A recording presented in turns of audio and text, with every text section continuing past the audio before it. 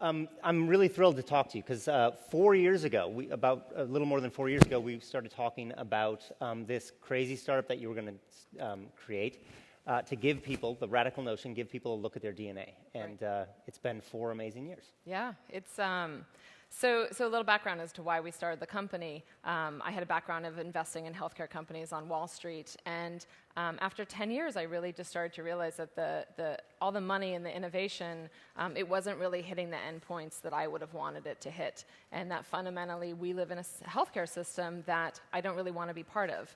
And I think all of you who've ever had to be in the hospital can relate to this, that it's really just not set up the way we would want. And I think a lot of that has to do with the fact that you as the consumer are not really part of the equation. You're not paying the bills. I mean, you pay part of it, but your insurance company negotiates for you. Your physician makes a lot of decisions for you, but you as the consumer, you don't really have a voice in healthcare. And so the whole fundamental idea of 23andMe was how can we create almost like a consumer revolution where we can all get together and use our data, get our medical records, use our genetics, and fundamentally change how we are approaching healthcare, as also change the way we are doing research and the drug discovery process. So it was really about how do I enlighten individuals, how do I empower them to come together and really radically try to change healthcare. And you guys have been working along the Moore's Law of genetics. I mean, when you started, it was $1,000 for 500,000 pieces of data, right? It's been amazing, actually, how the technology's evolved. So it started out at $1,000, 500,000 SNPs, so little data points. We're now $99 plus a subscription for 1 million data points. But a couple weeks ago, we actually announced an exome sequencing product where for $1,000, you'll be able to get essentially 50 times more data than when we originally launched. So it'll be 50 million data points, and for $1,000. So sequencing has just really come down in price, and it's going to be an exciting new world for everybody. So and with every little one of those 50 million bits of information, you're giving people the opportunity to actually learn about themselves. And the other part of the equation that you guys are so good at and so rigorous about are the surveys. Mm-hmm. So it's not just getting the data; it's combining it with people's individual circumstances and stuff like that. So again, going back to sort of why we fundamentally started this is that we felt that there's the opportunity to engage everybody, to let any individual take action on their health as well as participate in research. And again, it's not just participating in research so that you're not part of it, but research that's going to be meaningful for you. So for instance, we had a friend came and said, wow, I had sarcoma. I would love to be able to do something. I want to know how it's going to influence my kids. So as a friend, I donated 1,000 kits to him, and we started a sarcoma community, and we now have 600 individuals with sarcoma.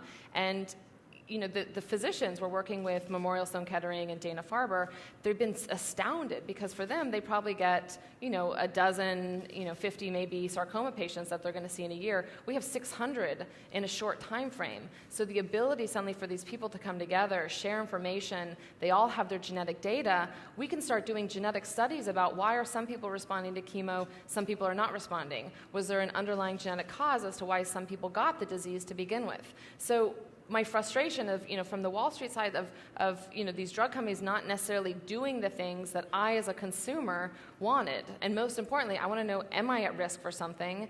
And if I am, can I do something to prevent it? As well as if I'm going to take a drug, is it going to work on me or am I going to have an adverse event? And the thing that constantly we're challenged with, genetics is all about what you're at risk for. And the only way I can know how to prevent a disease is if I know what I'm at risk for. And then I need to know what to do to try to prevent it. But nobody in the healthcare system now makes money off prevention.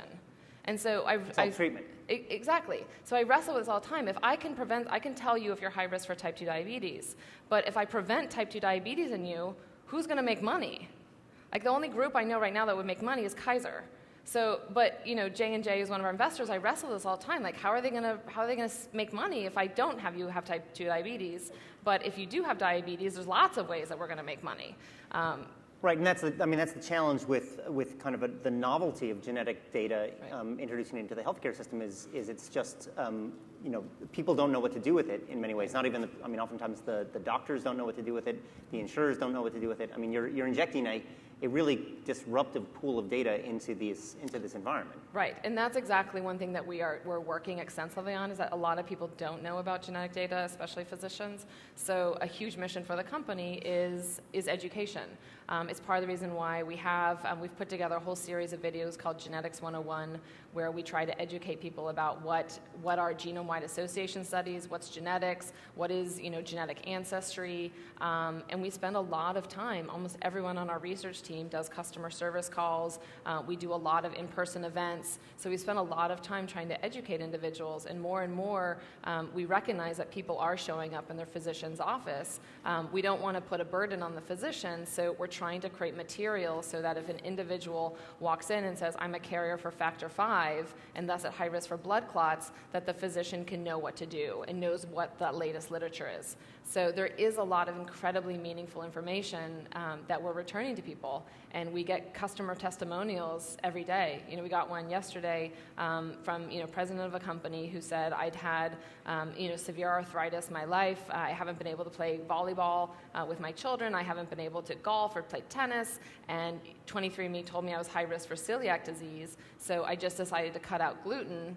And lo and behold, the arthritis has gone. He's suddenly able to do all the activities with his children, and obviously it turns out that he likely has a gluten sensitivity with celiac. So our hope really is how are we able to partner with a consumer? How can we partner with a physician and create better care for everybody, and also really with a focus on prevention?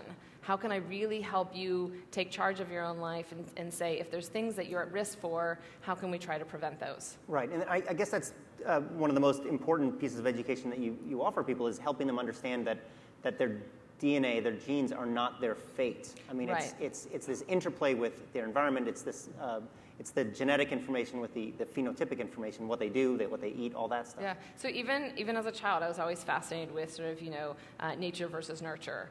And the thing that's inspiring for me is that it's neither nor. It's not nature, it's not nurture, it's a combination of both. And to me, that gives all of us the potential of potentially modifying our environment so that we can decrease the risk if we're high risk for something. So if you're born with a genetic predisposition for something, are there things that you can do?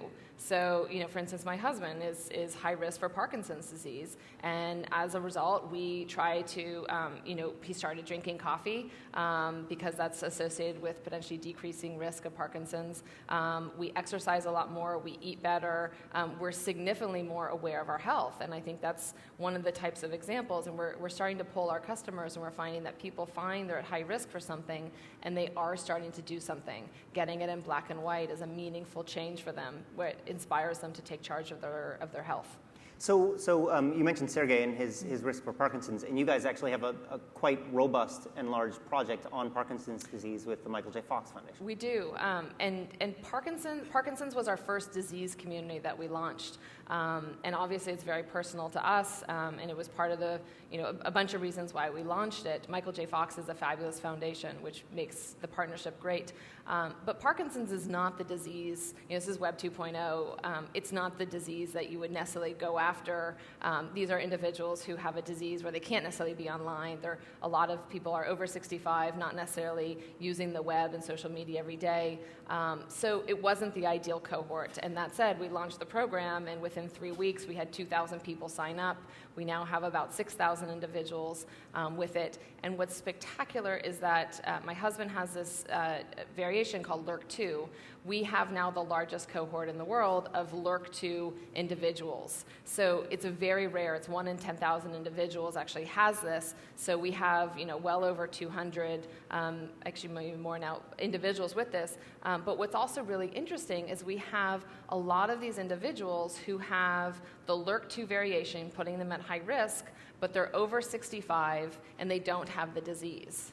So they have a risk, but they have a 50% risk of getting the disease, but haven't gotten it. Exactly. It's roughly 50-50 odds of developing the disease. So they're past the age when they would normally have the disease, Right. and they don't have it. So why? Was it something in their environment? Is there a modifying gene? And what's really exciting, and what's one of the things that we're announcing today, is that through the research, it's the first time that consumers, by coming together, having participant-driven research, we've been able to identify something called a gene called SGK1 that looks like it's a modifier and protective against LRRK2.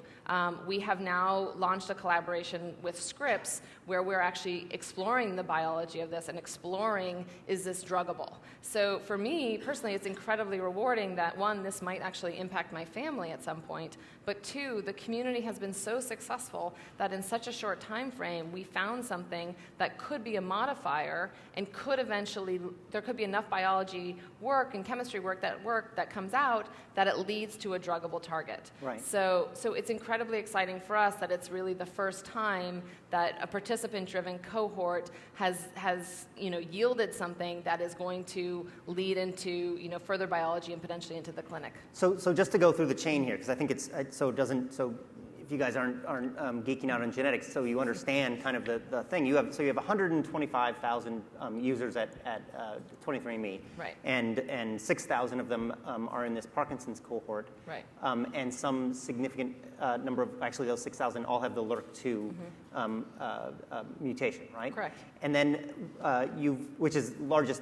pod of that group of people ever, right, or any place.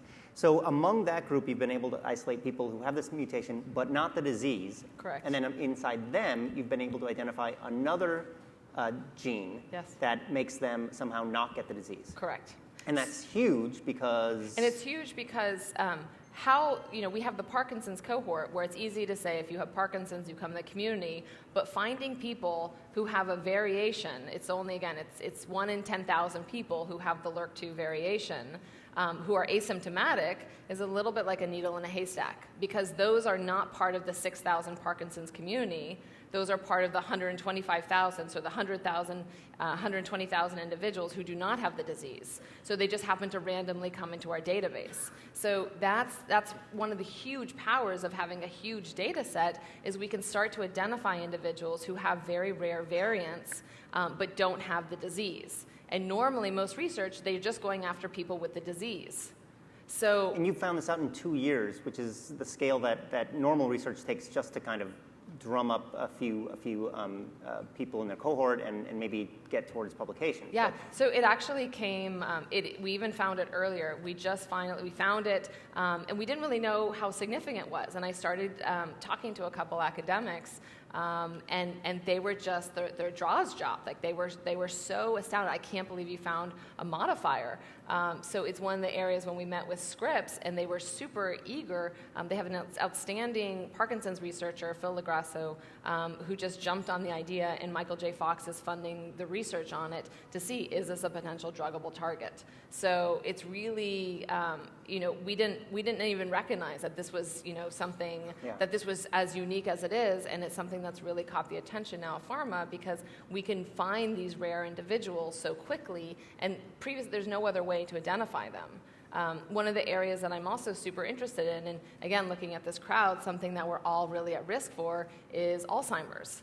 But 25% of you in this room are carrying a genetic variant, making you at much higher risk for Alzheimer's, making you at much higher risk for Alzheimer's. But clearly, there must be things that we can do. So we do actually have a significant cohort of individuals over 80 who have the high-risk variant but do not have the disease. So it gives us all hope that even though 25% of us in this room are going to be at risk for Alzheimer's, there are people over 80 who are cognitively 100% intact. So there's something we can do. And it's really up to all of us in the room of saying, like, I'm not afraid, I want to take charge, we can do something about research, we can do something about our health, we need to just understand it. And the challenge of healthcare has always been these fiefdoms of, pharma company owning data and academics owning data, and nobody wants to share because you all get your grant money based off having your own little data set. But that's what we can disrupt. We can all come together and say, I own my data. And that's the brilliant loophole that we can all fall through. And that's why this whole system works, is that the consumer has never been empowered. But we all have that potential to own our data and to take charge and actually say, I don't want to necessarily just wait for pharma to come up with something for Parkinson's or for Alzheimer's.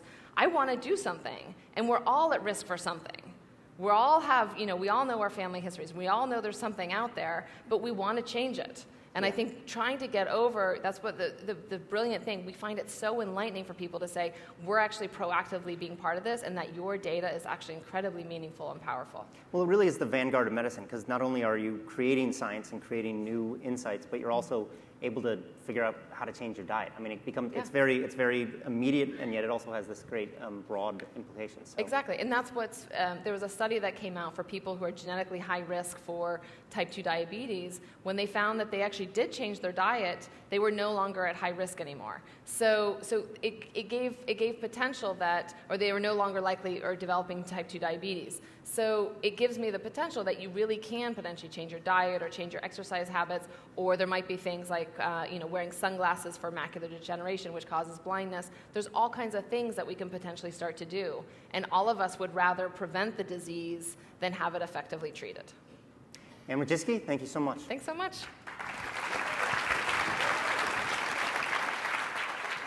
Thanks, man.